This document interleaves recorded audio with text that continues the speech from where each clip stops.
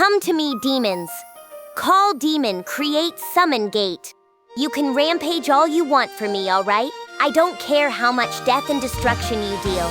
But I will not accept any of you dying, and I will not accept letting our foes stand in my way. Until I release Veldora, you will serve as my shield to hold them back. AI Anime and Manga presents. Hey everyone, thanks for watching. Be sure to like, comment, and subscribe to help the channel grow. If you want early access to upcoming episodes and want to help cover the AI narration, subtitles, thumbnails, and rendering, check out the YouTube memberships. Now, let's get right into the episode. This may have been the first time my anger had blown my sense of reason completely out of my mind.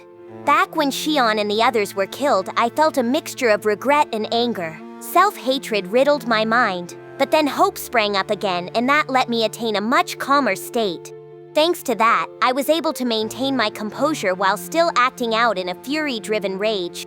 But this time was different. I felt a pain that tore at my soul. The possibility of losing Veldora completely devastating any sense of rationality. The odds? They don't matter. The enemy must be crushed. That's all there is to it. What now, Sir Rimuru? It seems to me that we've been sequestered in some kind of special space. Would you like to try forcing our way out? I didn't need Benimaru to tell me that we were trapped. As long as the enemy's objective was to capture Veldora, it was only natural that they'd take steps to prevent us from interfering. We were the ones stupid enough to fall into the trap without realizing it. Apology. I am sorry. Raphael, oddly enough, seemed pretty shaken. Maybe it couldn't believe that it had been taken advantage of like that. But either way, it was lacking its usual composure. I know it's supposed to be a mere skill, but it's so human sometimes that it makes me smile a little. But I wasn't in any mood for that now. My sole emotion in that moment was anger. So I told Raphael to stop apologizing and find a way out of this mess. It replied that it had a gauge on our location and the analyze and assess process would be completed soon. Capable as always, I see. I turned to everyone and laid out the plan.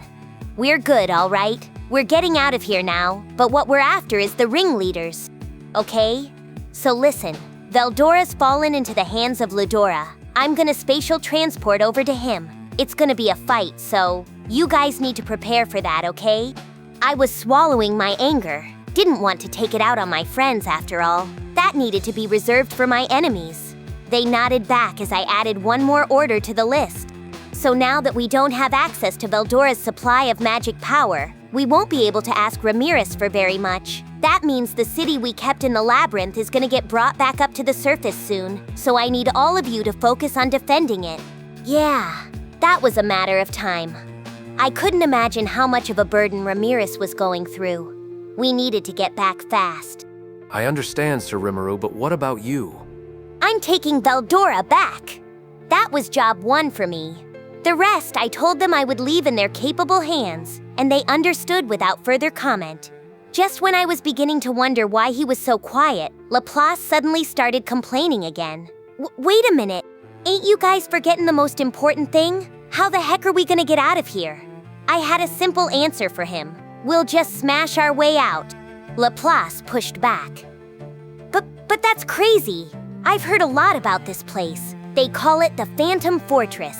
It's in a whole other dimension and you can bet it ain't gonna be easy to escape. It's where they banish anyone who causes trouble for them, they say. And I was glad he had so much knowledge about this, but I didn't have time for him right that minute. Report. Preparations completed. Right. Okay, let's get going. Laplace, I'm springing you out of here too, so once I do, you're free to go do whatever, okay? Laplace yelped back. Huh? Wait, listen to me. Laplace was about to say something. I didn't care. I wanted to rescue Veldora ASAP and eliminate my enemies, and so continuing to let my anger drive me, I triggered the spatial transport. A moment later, I reappeared exactly where I planned to. There was no hesitation at all. It was an unthinkable thing for me to do in normal times. I still didn't care. Before me, I could see two true dragons, and behind them, an airship. I was right in front of the enemy. All that remained was to kick some ass. But now Raphael was warning me incessantly about the danger. It was terribly annoying. I guess it had a gauge of the enemy's strength, but from my point of view, it was nothing but an obstacle. If I decided to do something, I had no choice but to do it. I wasn't about to start fretting now. Do something, I ordered, shutting Raphael up. Acknowledged. Summoning a demon is recommended as the best course of action. Not a bad idea. If you're low on firepower, just add some more.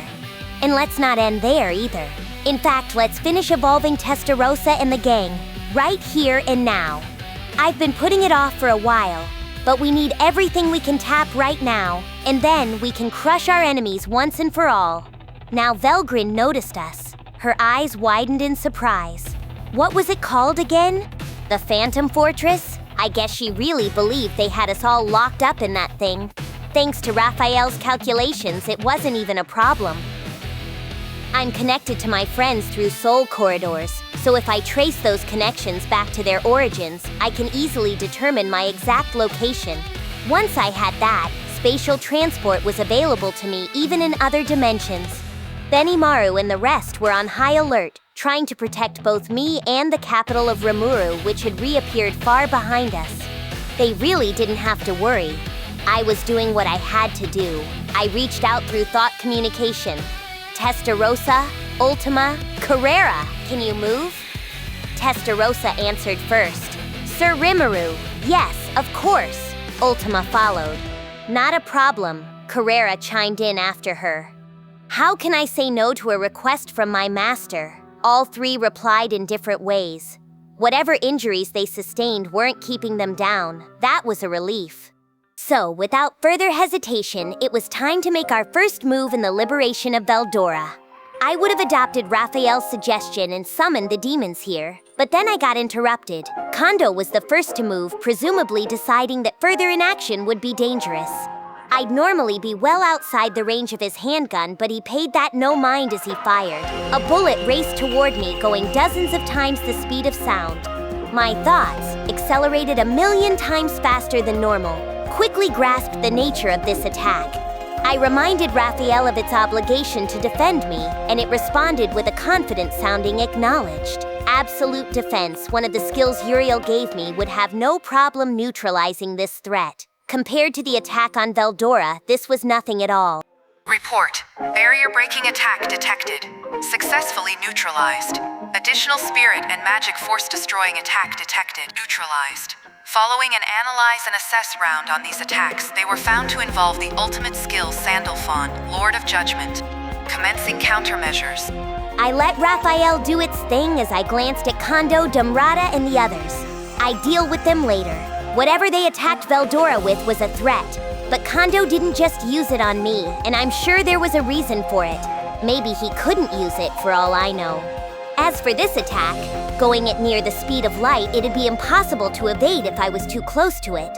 But from this far, it was possible enough to deal with it in time, unless I got caught off guard. Despite that, there was no sign of Kondo moving from his location.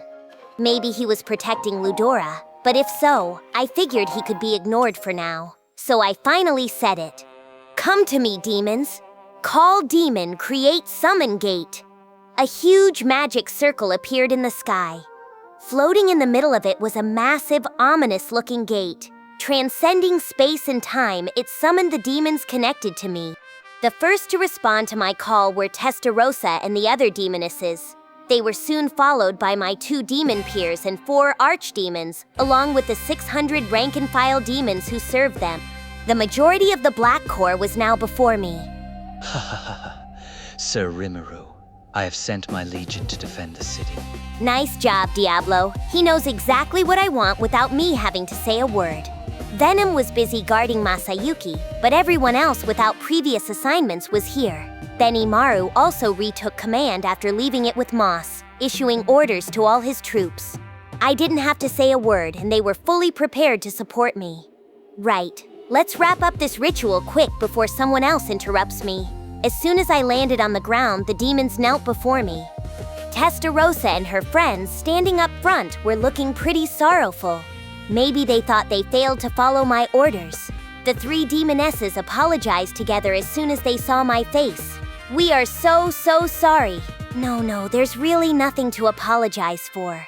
You would have kept Velgrynd occupied, but I didn't know she was gonna cheat with that parallel existence thing.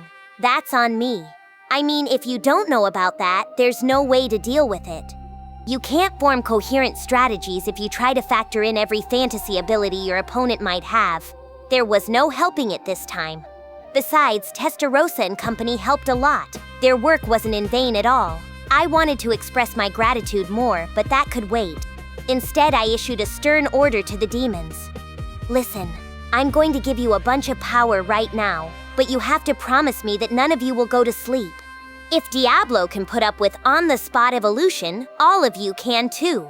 Even I thought that was a pretty crazy thing to say. I'm not one to demand things I know I'm wholly incapable of.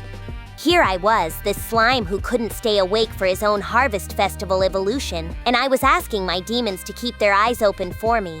I suspected this made me look like a hypocritical boss, but now was no time for those thoughts. If you can't keep up with me, you're gonna be left behind. The three demonesses, perhaps reading my intentions, greeted my words with sneaky smiles.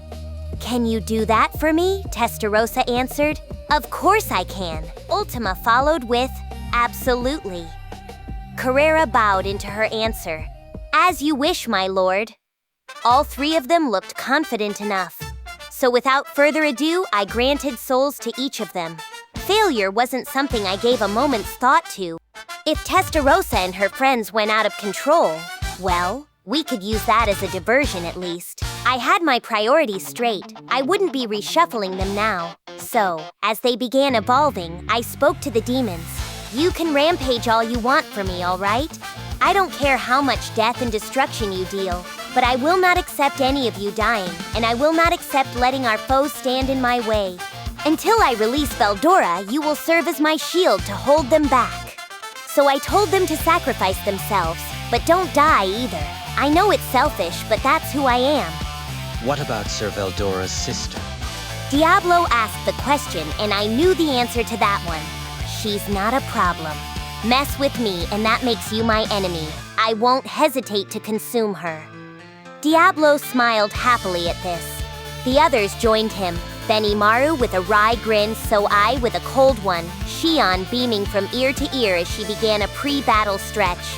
They were all dependable friends to me. Allow us to work out the other distractions then.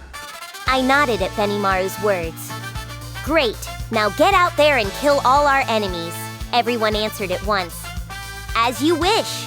Great, now I could concentrate on Veldora without any regrets. I turned my attention to him. While I was getting ready, it looked like Velgrynd had been preparing to engage me. She'd taken some magicules from Veldora, and by the looks of it, she was fully recovered. That healing skill is the real key to her, isn't it? She recovered in such a short period of time because of all the magicules Veldora had stored up. But now Veldora was hostile toward me. Without a doubt, he had become Emperor Ludora's puppet. Seemed like Velgrynd wanted to go at me too, so I guess I had two true dragons to deal with. It was gonna be tough, but I had to do it. As I told Diablo, if Velgrynd was going to be our enemy, we had to beat her. Hang on, Veldora. I'll get you out of there right away. With those words, I spread my wings and took flight. After Rimuru flew away, those who remained on the scene swiftly moved into action.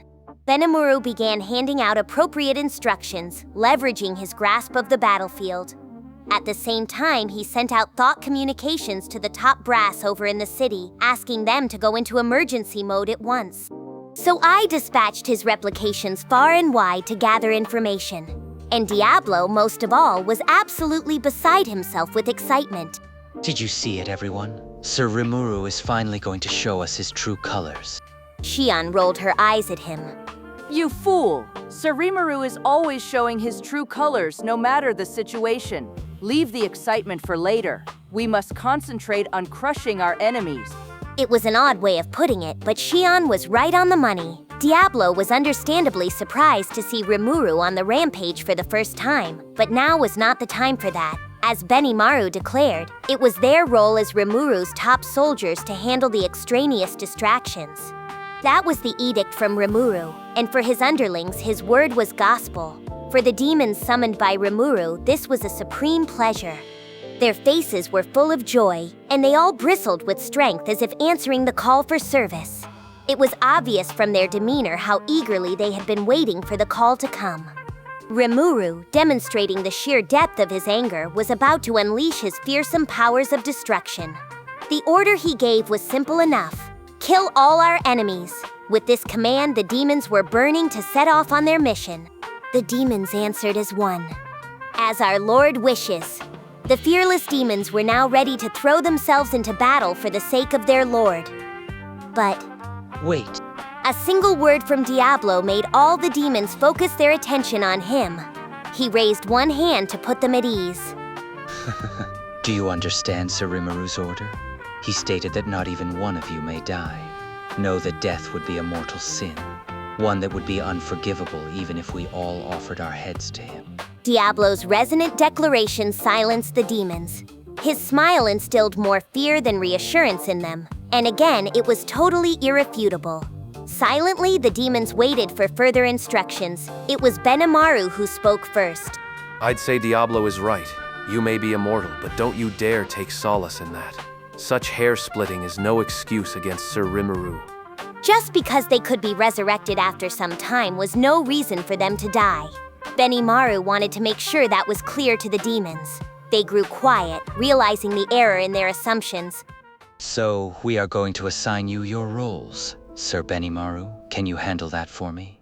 Benimaru wondered if Diablo would be willing to do what he asked of him. What about you? Oh, leave me out of it if you could. There's a certain rat I'm interested in, so I'm going to deal with him first. Benimaru shrugged at the reply. He figured Diablo would say something like that, and he was right. I see.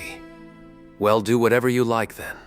Diablo, the way Benimaru understood it, was not to be bothered. The demon answered directly to Rimuru, so not even Benimaru had the authority to order him around. But Diablo had entrusted him with a job, so Benimaru began giving out orders. All right. Diablo, you are hereby free to go. Moss will continue to send me information from the battlefield as before. You may travel anywhere on the battlefield you like, as long as you keep Sir Rimuru's order in mind. Diablo nodded, smiling as Moss voiced his agreement. His replications were already scattered across the field, and his thought communication gave him a live, real-time connection to Benimaru's mind. You better not exclude me. Xian indignantly stated this because she had access to spatial transport, but could only teleport to locations she could physically see. She wasn't very good at calculating the required coordinates otherwise. Benimaru gave this a small chuckle as he nodded. Of course not. We'll be counting on your strength in battle. I sense 8 notable presences on the airship, not including Emperor Ludora. They might be a little tough, but it won't be as reckless a battle as Sir Rimuru's. Even without Diablo, we should be able to hold our own. The battlefield will be rather tricky as well. 30,000 enemy reinforcements are streaming onto the scene. Benimaru was aware of this, of course. I know. That's why it's a race against time. I've ordered Gabiru to stall for as long as he can, so we have to bring the Emperor into custody before anyone gets killed. Zoe and Xian nodded at Benimaru's bold words. These were Rimuru's orders, and Benimaru had no other choice. He needed to fulfill his wishes with all his might, and so he had drawn up a plan he believed was the best. On the battlefield, their primary objective was to buy time as they struck at the airship, the biggest menace here. This, they decided, would help prevent an attack on the city. Incidentally, the 8 presences mentioned by Benimaru consisted of a Velgrynd replication left as insurance and the single digits gathered on the airship. These were Lieutenant Kondo, Demrata, the 4 knights guarding the Emperor, and finally Marco. None of them were hiding their presence, so Benimaru's unique skill-born leader was able to detect them. Suddenly, Benimaru received some good news. Gel just contacted me. His evolution is complete, so he's woken up. Geld the Barrier Lord had awakened, and in response, all of his men were beginning to open their eyes as well. Soon, they would join the defense of the city. A quick exchange followed. Someone noted, "That's very good news. If Sir Geld is joining the city defense, we should be able to relieve the Diable Chevaliers of that duty." Another asked, "Can I put them under my command?" The answer came back, "We don't have access to Venom, so we can't engage in any full group maneuvers. I will let each of you make your own decisions depending on the war situation." The reply was simple. Understood. So, after a brief exchange, everyone had their roles. All that remained now was to trust in their victory, but there was one more thing to consider. Now, are you all able to fight? Benimaru was addressing Testarossa and her friends. He wasn't going to quibble about this. He just needed to know whether they could be expected to serve in battle. No need to ask them. If anyone answered no to that question, I would kick them out of the force. Diablo turned his attention to the demonesses. They stood up, not requiring any further pressure from him. Testarossa answered first. What a foolish question. There is nothing Diablo can do that I can't. Ultima followed. It sounds a little harsh, but I don't have a problem with it. I like to fight, after all. Carrera finished the trio's answer. If I'm gonna live up to your expectations, I can't afford to make another mistake. Now is no time for rest. The trio was united in their desire to serve Sir Rimuru. The same went for their own servants. All the demons were rapidly completing their evolution, and it was with the greatest of joy that they received the orders they were waiting for. As of that moment, Testarossa, Ultima, and Carrera, like Diablo, had evolved into Devil Lords. This made them virtual demigods, among the strongest in the world, capable of defeating even a demon peer without much fuss. This meant that all 7 primals had become the same rank of being, with no restrictions placed upon them. Just as Diablo's servant Venom became a demon peer, those serving under the 3 demonesses received similar evolutions.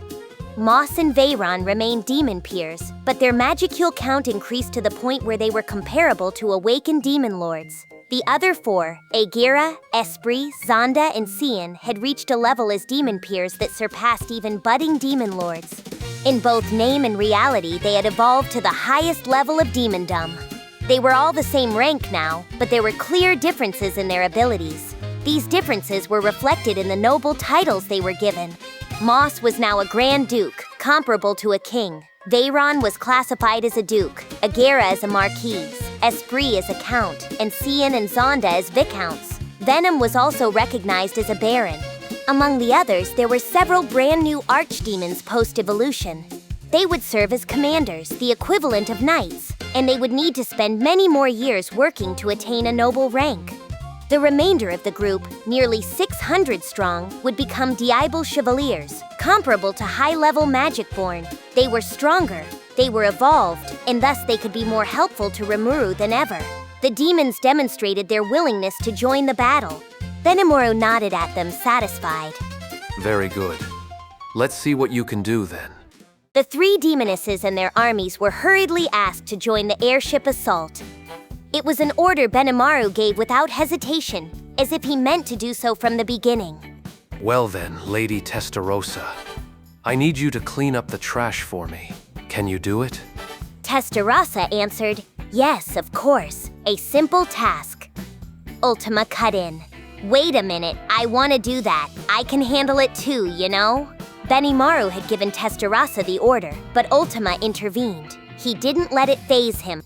I don't care which of you does it, but please keep the airship intact. It needs to serve as the battlefield where we'll settle our differences with Emperor Ludora.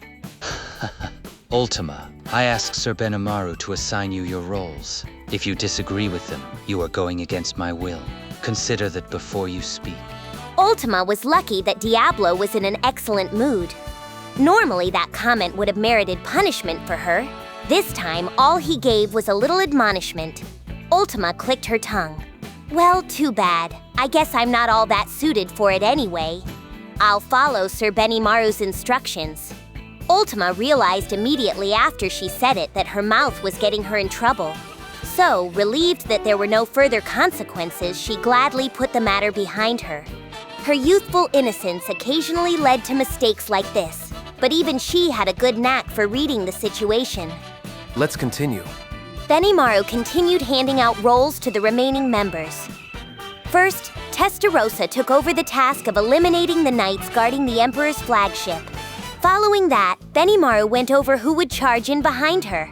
He mentioned 4 names, Shion, Soe, Ultima, and Carrera, and he would naturally be joining them as well. Emperor Ludora is unlikely to make any moves. If he does, all we have to do is hit him hard. Instead, we must focus on defeating Velgryn's separate body and the other 7 single digits. If so, we're going to be outnumbered. But oh well, I will take care of 2 of them. Or 3, even. Benimaru quieted Shion down before she took on any more tasks. Wait a minute, Shion. You're right, but it's not a good idea to take work away from other people.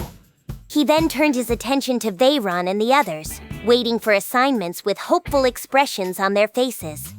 Listen, you can never let your guard down. We will attack with maximum force, using only the numbers we need. You can expect to be put to work, Lady Testarossa. Testarossa answered, I should hope so. Testarossa smiled. She didn't say it out loud like Ultima, but if Benimaru ordered her to stay back, she would have been extremely unhappy. Let's keep 100 guards on duty to make sure no one escapes the airship. I want the remaining 500 Diable Chevaliers to support Gabiru and his team. But who should command them? Testarossa suggested, I think Cien would be the right person for the job. He knows Moss well and is gifted at handling such chores. Cien looked up when his name was called. His eyes teared up a bit, perhaps out of joy at Testarossa deigning to remember he existed. All right, Cien, get moving at once. Cien answered, yes, sir.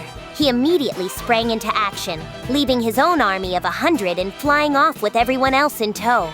It was thanks to his quick action that Gabiru and his army would later be spared total destruction, so their direction was decided. Testarossa would stage the initial attack, with their top elites storming the airship behind her. 100 Diable Chevaliers would blockade the Emperor's airship as Benimaru, Shion, Soe, and the others performed the raid. 3 Devil Lords and 4 Demon Peers would also be heading into battle.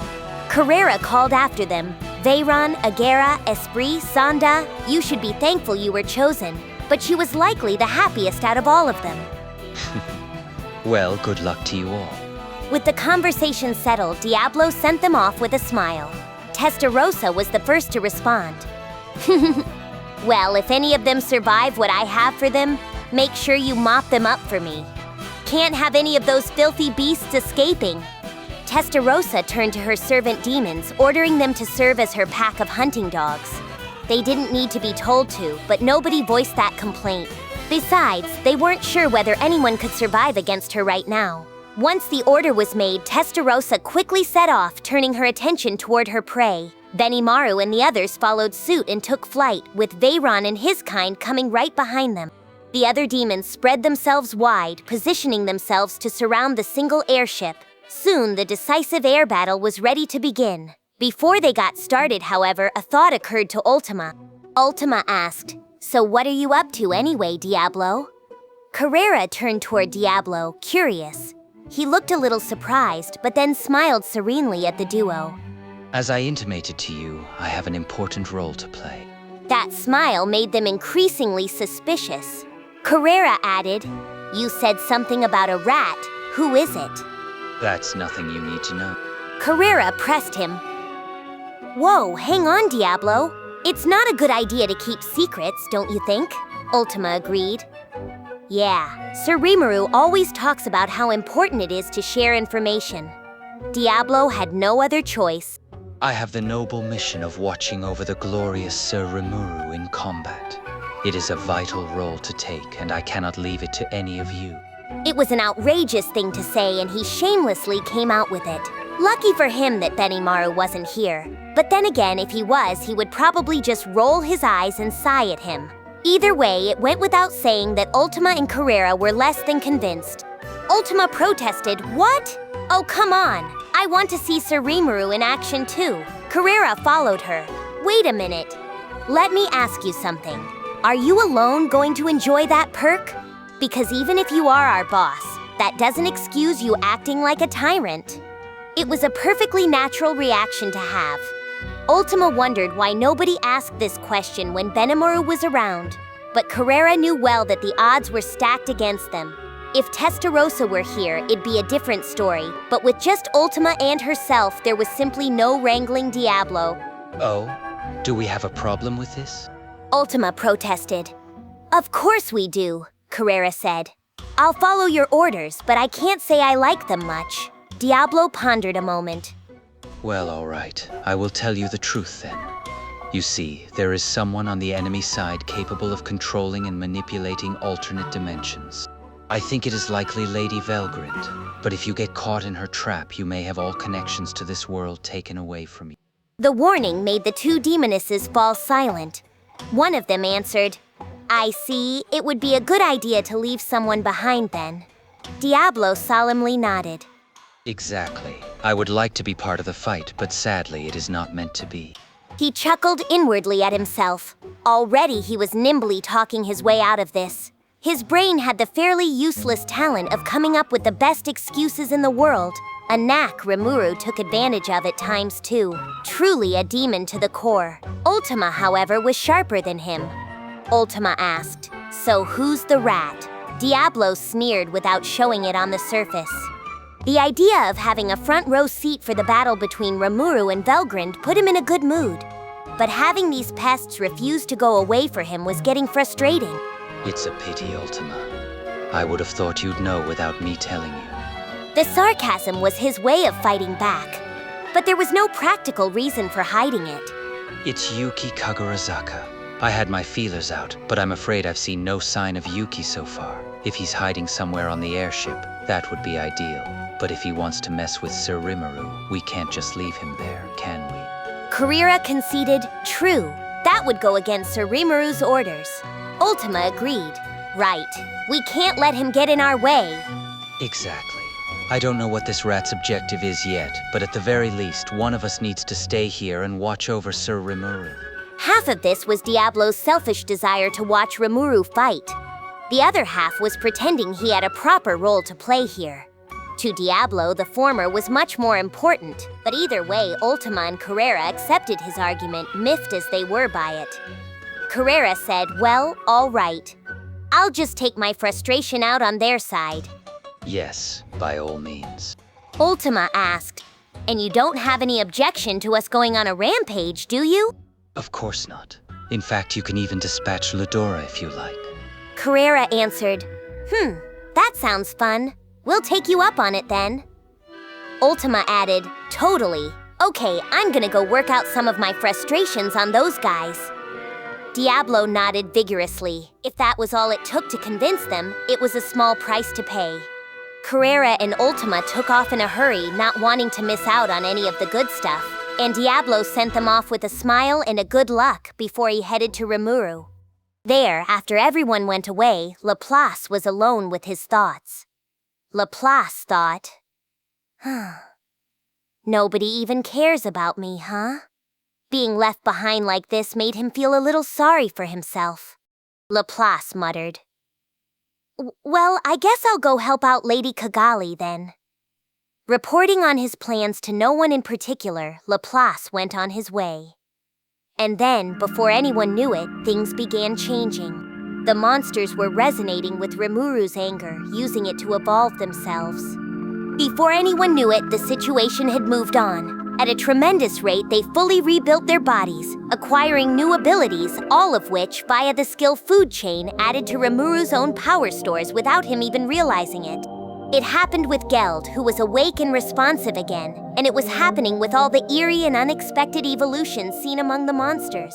Others, still asleep, would follow in their footsteps. And this was about more than just awakenings and evolutions. Everything was managed with top efficiency, becoming a major factor in boosting Rimuru's power.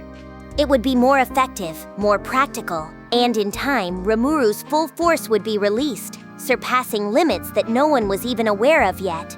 Several men stood at the bow of the Emperor's flagship. Ludora was up front, with Kondo and Damrata behind him on either side. They were guarded by 4 knights in a square formation around them, ranked from 3rd to 6th in the Imperial Order. Marco was also behind Kondo, along with the remaining single digits. Velgrynd would always be found seated to the right of Ludora. This last replication of hers was put in place to protect Ludora if anything should happen, but she needed to focus on the battle with Rimuru, so right now she was leaning against Ludora in her seat, limp and unconscious. Ludora, who was gently stroking Velgrynd's blue hair, noticed the Demon Lord Rimuru begin to take action. The Emperor muttered in disgust, "He is something else entirely now." That was my error of judgment. Perhaps it was the slime who we needed to deal with first. It was, in essence, the Emperor admitting that the battle wasn't so finished after all. Until just a little earlier, the whole airship was in a party mood after capturing Veldora. Now, there wasn't a trace of that. They saw that Rimuru and his force were their enemies. The Demon Lord was back, and so were all of his highest magic born. At this point, though, they still had time to act. Ludora said, "I suppose I underestimated his ability to escape from the Phantom Fortress. Having their master and main power source taken away must have made them desperate to return." Ludora smiled at this, but given how Rimuru completely neutralized Kondo's attack, even he couldn't be too optimistic. Most urgently of all, Rimuru now had an army of demons with him. Such a quantity of incarnated greater demons was a handful in itself, but he was boosting all of their powers further. Ludora had no idea why he would do that, and that was exactly why he needed to be wary. Ludora asked Kondo, "You didn't cut any corners, did you, Tatsuya?" Kondo answered, "Of course not. Neither a removal nor a necrosis bullet worked on him. It appears defeating him will require a serious fight." Seeing the Demon Lord Rimuru like this made Kondo wonder if he had failed somehow as well. As Ludora said, it was clear he was an extremely dangerous opponent. He had given priority to capturing Veldora, but that turned out to be a mistake. They should have attacked both at the same time, not one or the other.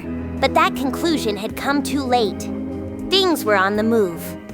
They knew that the Demon Lord Rimuru was no one to take lightly, hence why they used an assortment of tricks to ensnare him so they could more fully address him later.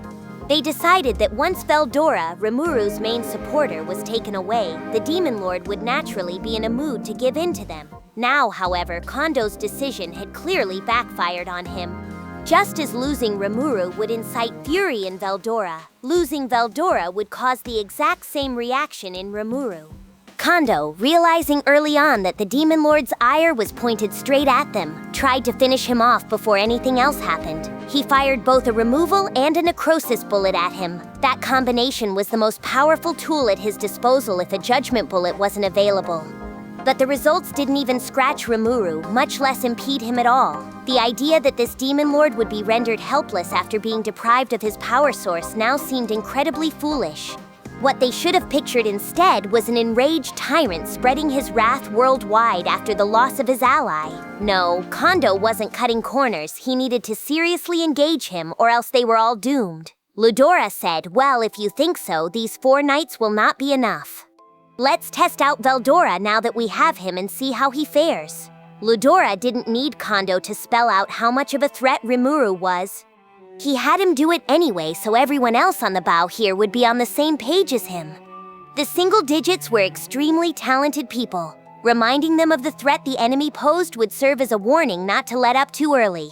Rimuru was a threat, yes, but as long as they kept their guard up, he could be dealt with. But Ludora didn't want to lose any of the manpower he had gathered here.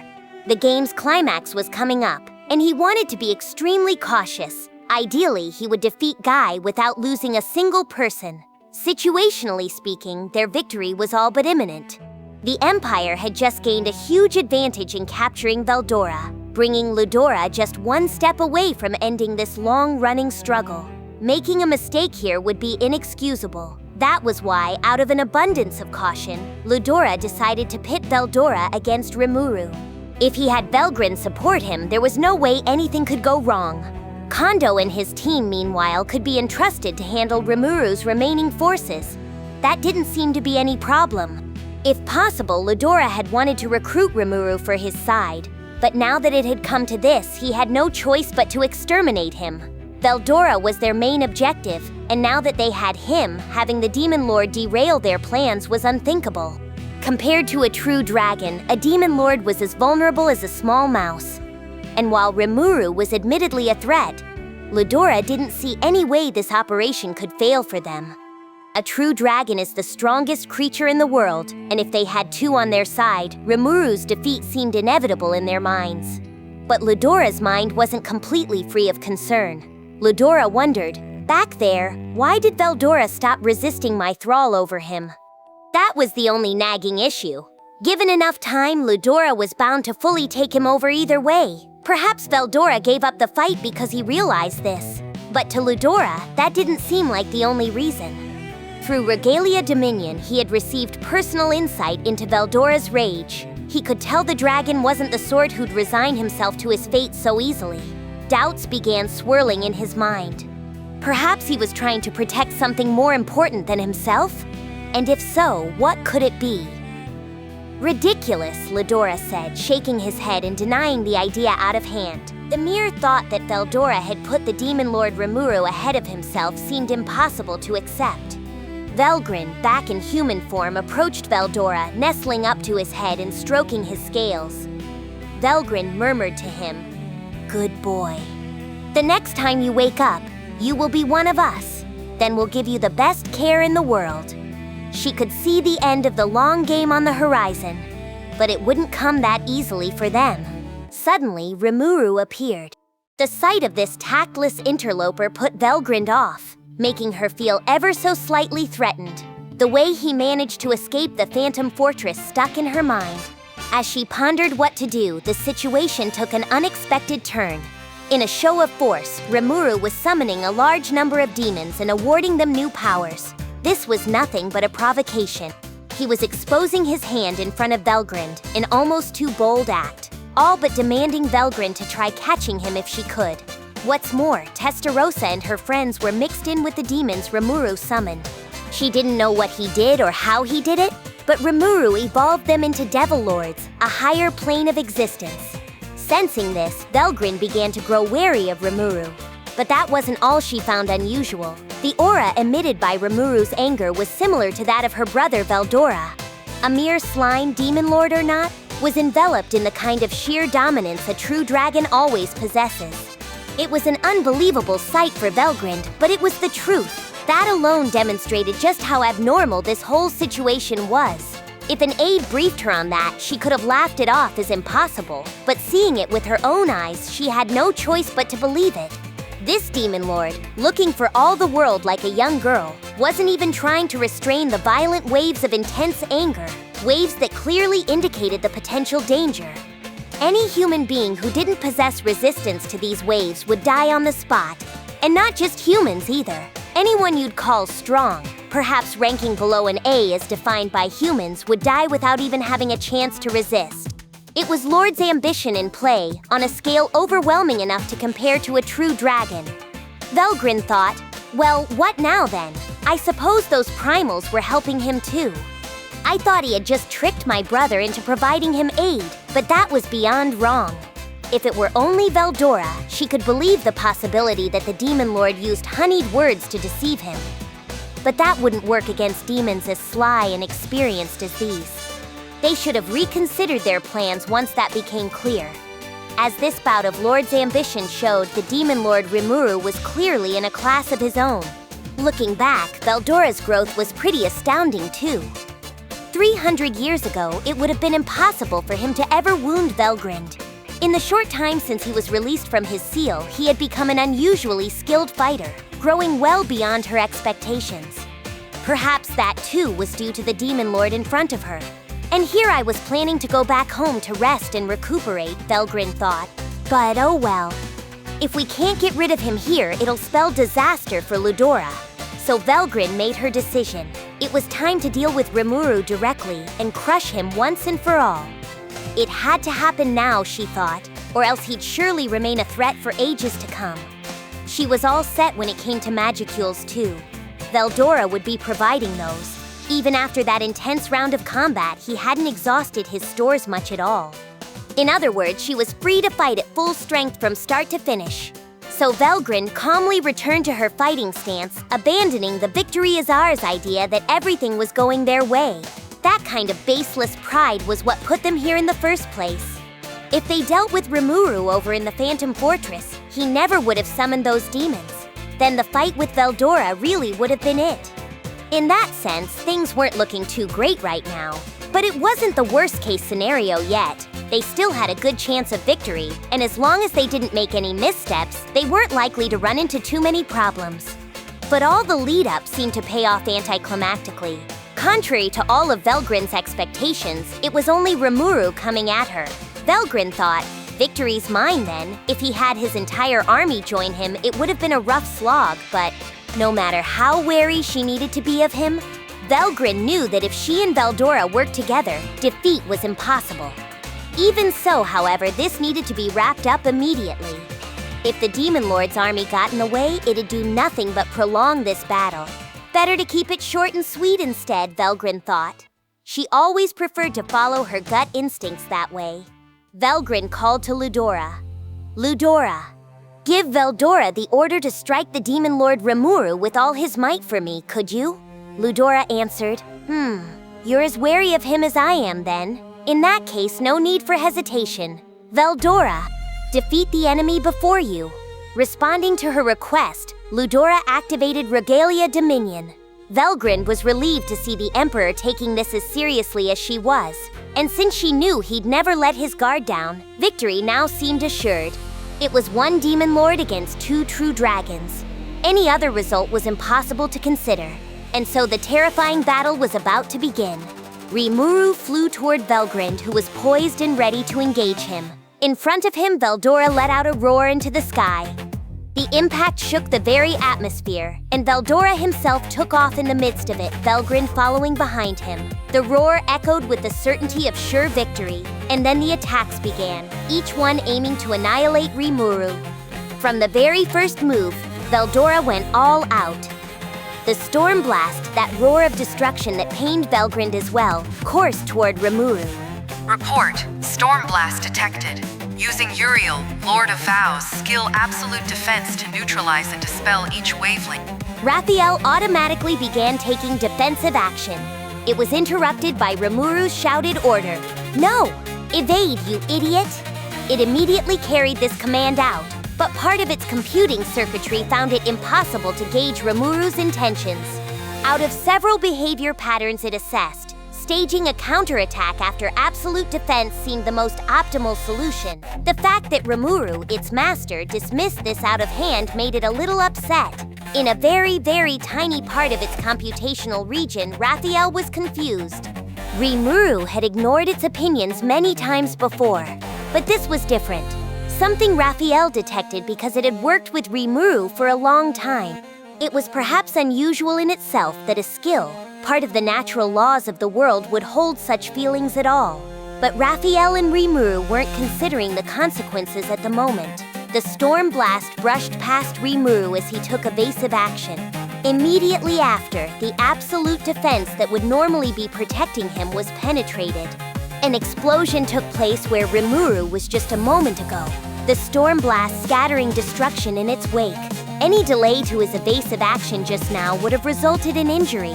Raphael, seeing this, grew more confused. A computing error? An unexpected contingency? I do not understand. Raphael wondered why Rimuru knew what was coming. Its computation was perfect. There would never be any mistakes. Raphael began scanning the data on hand, looking for something it might have overlooked. But even calculating at speeds that easily exceeded the latest in quantum computers, the cause of the issue remained unknown. Confusion. According to estimates, it should have been 100% defendable. The words leaked out unintentionally. They didn't need to be said. It was Raphael making excuses, one of the most improbable things in the world. A mere skill should never make excuses, but nobody noticed it. The battle was in full swing, and now was no time to fully examine this. Rimuru continued to reprimand the confused Raphael. Quit fooling around. Veldora has Faust, and part of that is the skill control probability, right? Real bad news.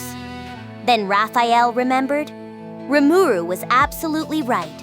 Why did it forget about something so important?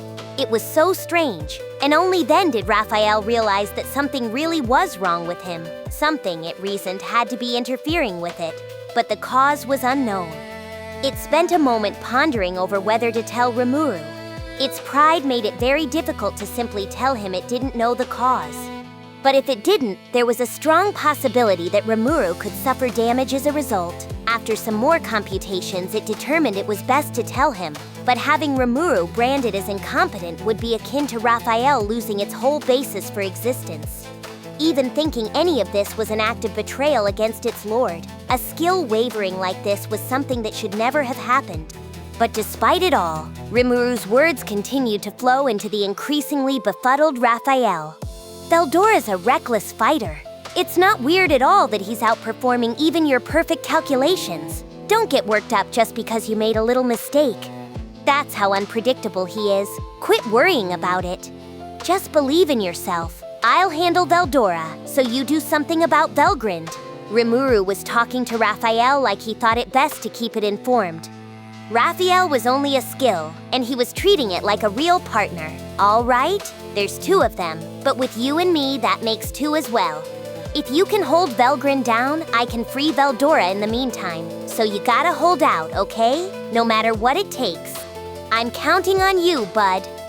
That was enough to soothe Raphael's confused, empty heart. He is relying on me even when I was wrong? Raphael was constantly making mistakes, and Rimuru still trusted in him. I am nothing more than a computational aid, but he still needs me. Its anxiety was already gone. Regaining its usual confidence, the Lord of Wisdom responded. Acknowledged. I understand. Moving on to the interception of the subject, Velgrynd. It was true. Rimuru, the master Raphael loved so much, wasn't so small-minded that he'd get worked up over something as uncertain as probabilities. All it needed to do was relax, trust in him, and keep following along. By the way, Rimuru casually added, I've never really called you by a proper name before. There's Raphael, yeah, but that's a skill name. It doesn't really count. I think I'll take this opportunity to give you one right now. Raphael froze at the offer. Raphael found this incomprehensible. A strange feeling coursed through it. Bewilderment, joy, an outpouring of emotion. It couldn't hide its befuddlement at this incalculable uncertainty that had sprouted inside of him. What was he talking about? It was confusing, but Raphael also understood his intention. He cares about me because I was underperforming. Rimuru must have been more devastated than anyone else when Veldora was taken. But even now, he could still be considerate of others. That's who Rimuru was. Rimuru gave Raphael a name. Okay, how about Ciel? Raphael was struck speechless. You've got knowledge as wide as the open sky, so Ciel, get it? I dunno if you'll like it at first, but bear with me. Hell, if you have a problem with it, take it out on that red guy. Rimuru talked quickly, as if trying to hide his embarrassment. Raphael, or Ciel, experienced a feeling of contentment that no skill was supposed to feel. I am now in eternal bliss. It truly did have that thought. And with that, the moment of evolution arrived. At that moment, the ultimate skill, Raphael, Lord of Wisdom, was reborn as Manas Ciel. The newly awakened Ciel introduced itself. I am Ciel, a Manas, or theosophical core merged with a skill. I exist alongside the soul of Sir Rimuru, providing support. It will be a pleasure to work with you. Now Ciel thought there was nothing to fear. They were supposed to be in a major crisis right now, but nothing seemed dangerous any longer. Rimuru answered awkwardly. Oh, great. Same here, I guess? The first time Ciel heard Rimuru's voice, Ciel was filled with a sense of euphoria. Rimuru added, Okay, so go show off some of your power to them. And for Ciel, an order from Rimuru was the greatest of rewards. As you command, my lord. The Lord of Wisdom had awakened into Ciel, and in accordance with Rimuru's wishes, its power would bloom into ever sharper view. Route confirmed. The next episode and full playlist are ready. Then don't stop here. Keep watching in story order and subscribe before the next part drops.